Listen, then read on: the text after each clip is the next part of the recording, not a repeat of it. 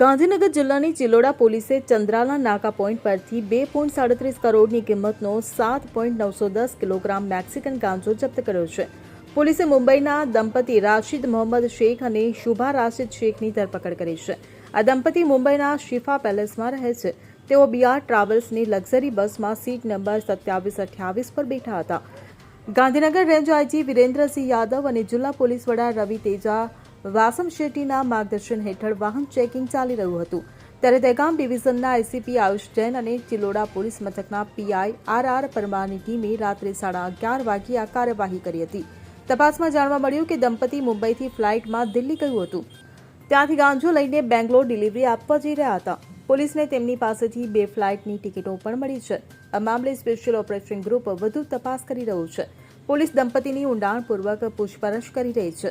આ કેસમાં ગાંજાની હેરાફેરીનું મોટું નેટવર્ક સામે આવવાની શક્યતા છે. Bureau report CN24 news.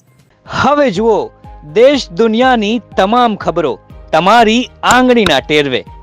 ઉઠાવો મોબાઈલ અને Google Play Store પરથી ડાઉનલોડ કરો અમારી CN24 ન્યૂઝ મોબાઈલ એપ.